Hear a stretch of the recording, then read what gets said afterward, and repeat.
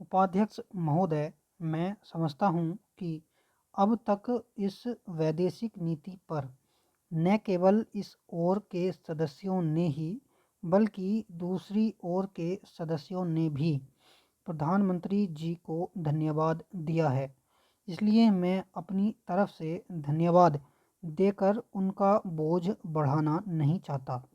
इसमें कोई संदेह नहीं कि इस सदन के सभी सदस्य, चाहे वे किसी भी पार्टी से संबंध रखते हों, इस बात से पूरे सहमत हैं कि हमारी विदेश नीति ने संसार में हमारा सिर ऊंचा उठा दिया है। हमने पंचशील के सिद्धांत को संसार के सामने रखा है। यदि हम उसके आधारभूत सिद्धांत पर दृष्टिपात करें तो हमको पता चलता है कि हमने संसार में एक जो सबसे बड़ा काम किया है वह यह है कि हमने तनाव को कम करने का प्रयत्न किया है। जिस समय हमने नई नई स्वतंत्रता प्राप्त की तो हमारे सामने बहुत से प्रश्न थे। उनके साथ ही हमारे दो बड़े गुट थे जो कि एटम बम और दूसरे बम लिए हुए हमको चुनौती दे रहे थे कि अगर हमने उनमें से किसी एक गुट में सम्मिलित नहीं हुए तो हमको बड़ी कठिनाई होगी।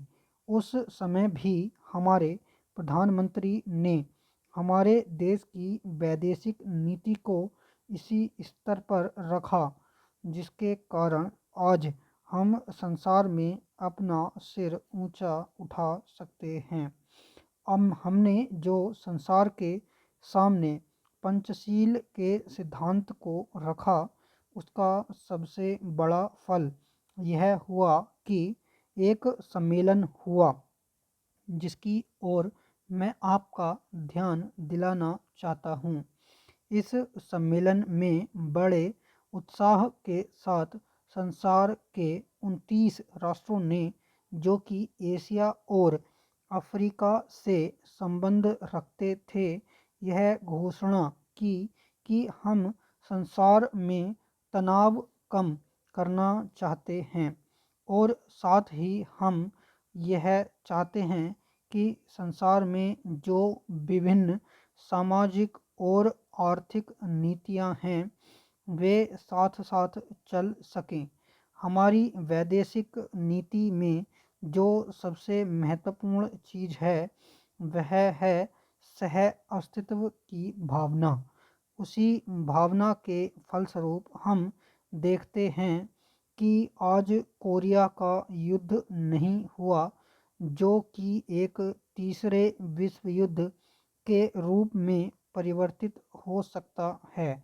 हमारी इस नीति के कारण हमारे अमेरिकी मित्र हमसे कुछ अप्रसन्न भी हो गए, लेकिन यदि हम ऐसा न करते तो आज संसार को तीसरा युद्ध देखना पड़ता। मैं बहुत ज़्यादा समय नहीं लूँगा, थोड़ा ही लूँगा। उपाध्यक्ष महोदय, मैं निवेदन कर रहा था कि जब हम कोई प्रश्न उठाएं तो यह देखें कि हम इसमें से कहां तक बढ़ा सकते हैं। किसी चीज़ का मूल्य क्या हो, महंगी पड़े या सस्ती पड़े, इसको हमें विशेष नहीं देखना है।